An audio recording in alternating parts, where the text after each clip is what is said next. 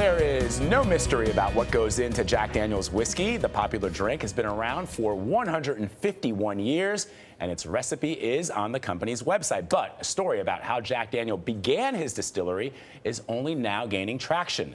Michelle Miller traveled to Tennessee to learn how a man named Nearest Green helped make the brand a household name. Michelle, good morning. Good morning. You seem to know a lot about whiskey. I do know a little bit. A little something about whiskey. Uh-oh. Well, good morning. Well, some of the first clues about Nearest Green were in Jack Daniel's official biography, published back in 1967.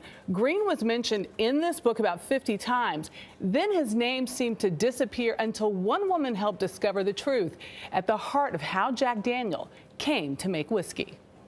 It's important to set the record straight because anyone who accomplished something like Nearest did should be honored.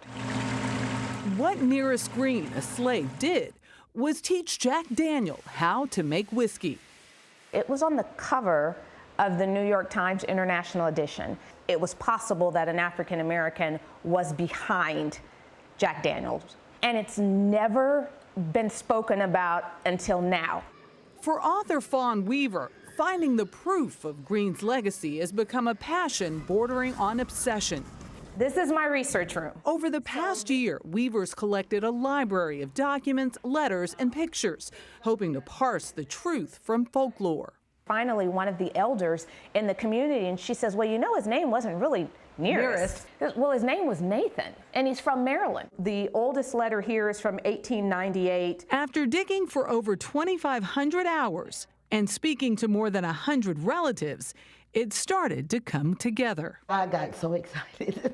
Debbie Staples, a great-granddaughter of Green's, had heard the tales of whiskey from her grandmother. I knew she had no reason to make up a story like that. In the late 1850s, Jack Daniel, an orphan, started working for a wealthy landowner and whiskey distiller named Dan Call. This is where Jack Daniel grew up. Okay. Call teamed Daniel with Green, one of his slaves and his main whiskey man. And then after slavery, he started his own company, and the person he went to first was his mentor. And he did not see race as a barrier. She began pulling out all this research. Weaver soon found evidence in black and white. A 1972 article in the Tennessee Historical Quarterly listed Nearest Green as Jack Daniel's first head distiller. Mark McCallum is the president of Jack Daniel's Brands. When we've known and understood the weight of this story, all I can offer is anything we can do to continue to honor the name of Nearest, we will do.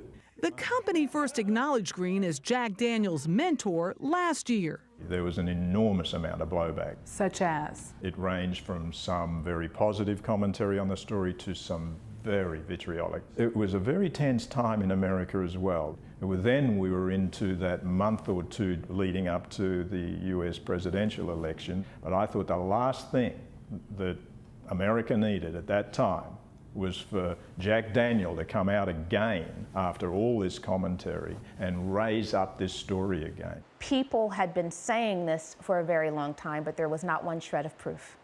And so if you have a story that you know will be controversial, because most people don't listen to the whole story. What do they hear? Immediately, Jack Daniel had slaves. By all accounts, he did not. It is believed that Daniel opened his distillery in 1866, a year after the 13th Amendment abolished slavery.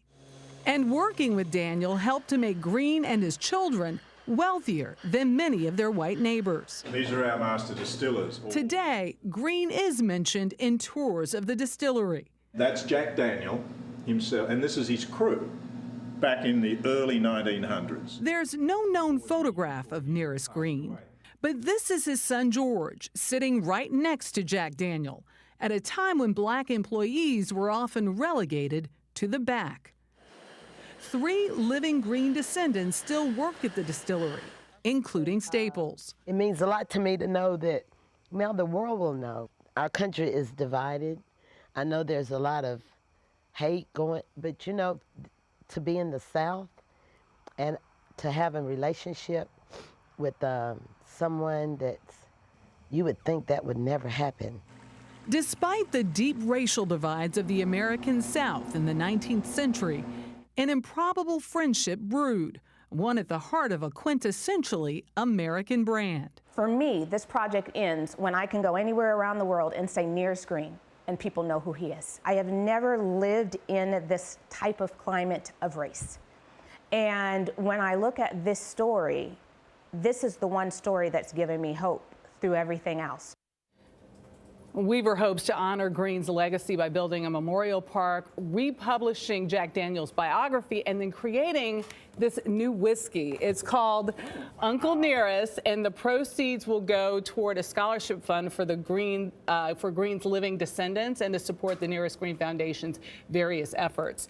There is so much about that relationship between these two men that just astounded me. And one of the things that came out of this story was how Jack Daniel treated his black and white workers. And he paid them essentially, according to Fawn Weaver and according to the distillery, he paid them the same wage for the same work. Wow. And Back it was, then, yes, back especially, then. that And it was based on tenure. Wow. How long you had been with the company. I so admire Fawn Weaver. I'm thinking, boy, if you needed an investigation, we need to call her with the pretty eyes. I know. Well, All the work that she's done, that's an amazing story. She's a passionate young woman. Yeah, I no see wonder that. her dad was the author of Love Child from Motown.